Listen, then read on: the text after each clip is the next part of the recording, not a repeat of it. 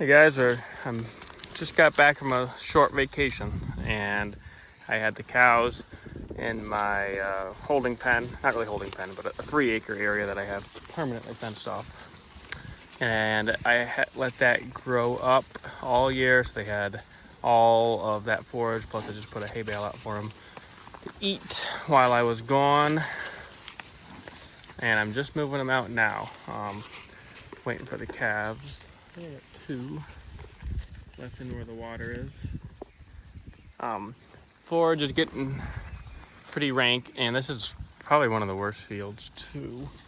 So I just now I put out a protein supplement for them.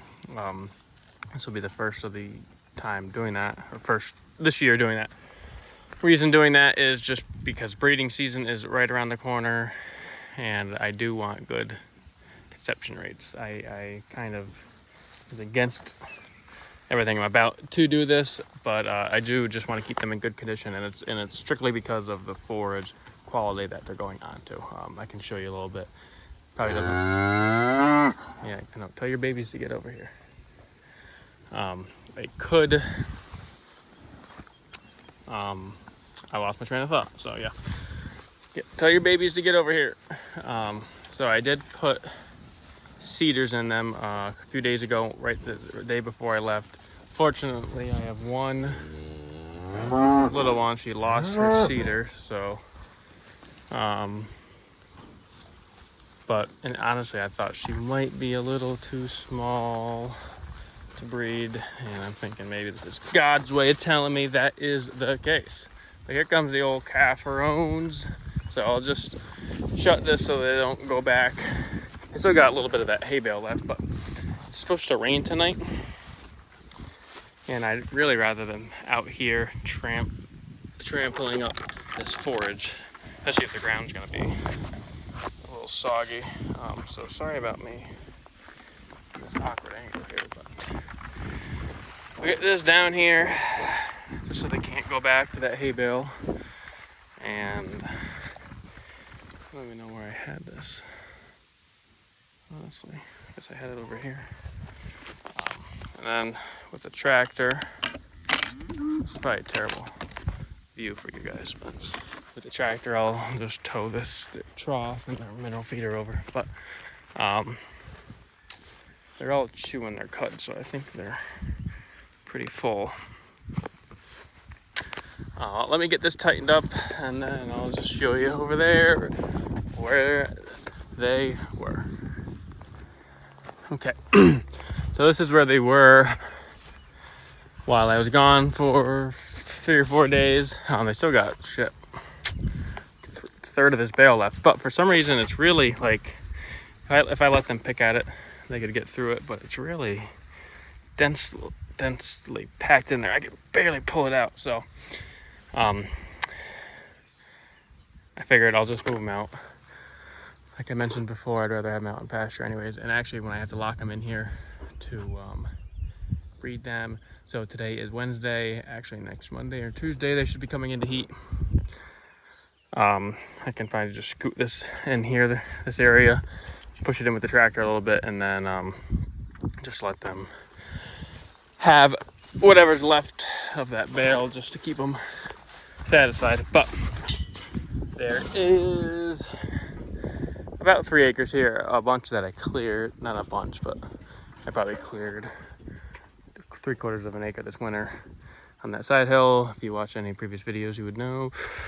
And they picked through it, and it's amazing how I probably would have had at least a week.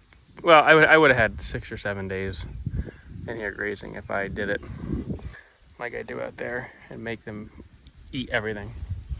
And you just put them in here for 4 days and that bale, and there's really not much left of value, just because they trample so much and then it dies within the next few days. They're not going to eat that, whereas the same day, or even you move them 2 or 3 times a day. Freaking back into that pricker bush there. That felt great. Whatever they trample, they'll eat right then and there, and it's still alive. So I think What I'll do now, actually, that I got the tractor up here, is I'll just push this in a little bit, make my life easier later, so I won't have to worry about it. And they are not even, they're not hungry. They're just standing right there. I gave them more grass, but I gotta go get, I didn't bring up any clover seed to seed down in front of them, so sort of a good thing. Hey guys, it's the next day here. I figured I'd just do a little video. I wanted to just point out some observations. So I moved them this morning, gave them the piece from that middle feeder to right about here, probably. Yeah, it's about the size. So they had that for the morning, giving them this for the afternoon. So I've noticed a few things that now that the forage quality is going down, they're requiring, they're eating more of it because there's not as much nutrients in the forage that they're eating. So in order to get what they need to eat more. So I'm having to give them bigger paddocks. I just noticed the tree swallows are here. Like, this is the first day where I've seen them this many by the cows. It might be hard to see in video, but there's, and again, sorry for the wind. There's got to be at least 12 of them flying around here. And people say they eat flies, and I'm sure they do. But what I've noticed is they love to follow me on the tractor, bush hogging, and they like when the cows first go into this tall grass. And I think it's because they disrupt bugs more than anything. And the bugs fly out of the grass, and then the birds, the tree swallows, eat those bugs more than I think they eat the flies. But anyways, that's still great to see. I feel like they usually don't come until mid to late June, so I'm sure they will do a good dent in the population. So the face flies are really not bad at all, especially when you get them grazing. Like, nobody really has face flies. There's a few cows with a lot of flies on their back, like this one. I don't know how well you can see.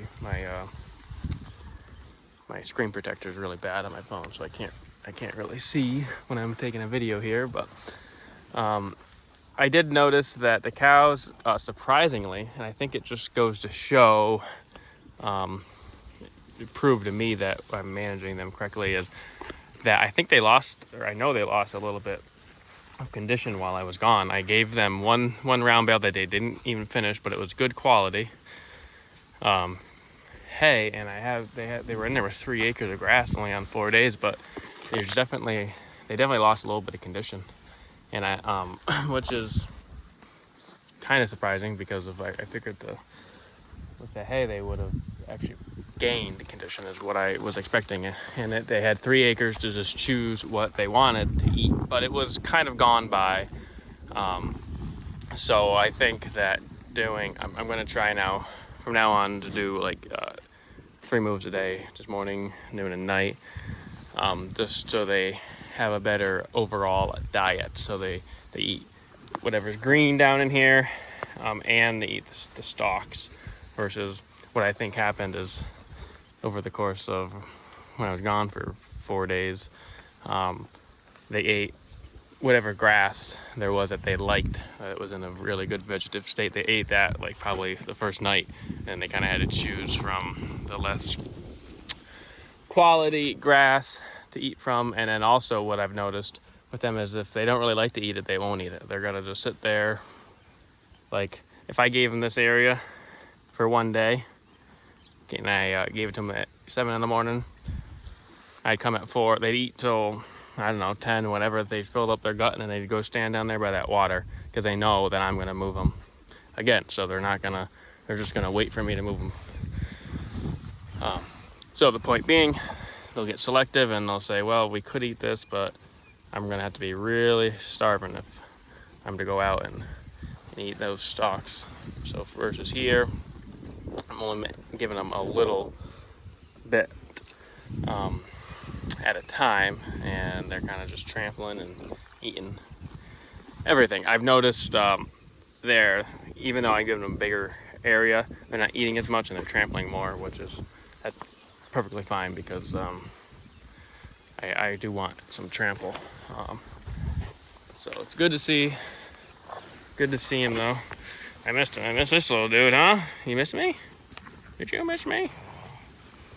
So they're good though. Got few of them have happy lines. They've been hammering the kelp meal. I've been giving them kind of free choice. I mean, I bet you they're eating 8-10 ounces per head per day. And they're kind of eating me out of house and home of that. So I think I'm gonna try to maybe limit that down to like 4 ounces, but because I've been doing it for about 2 weeks now, and I might keep on doing that, but it's expensive. I was getting it for $80 a bag when I buy it in bulk from a place down in Pennsylvania, and a local place does have it, but it's $130 a bag, so it does get quite expensive. So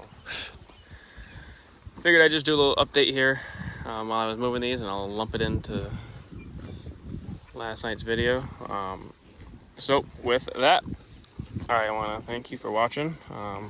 See if this guy has any words of wisdom for all the YouTube watchers out there. Do you have anything to say? No? Oh. He says to keep on grazing. Okay. I'll let him know. All right. Thanks for watching.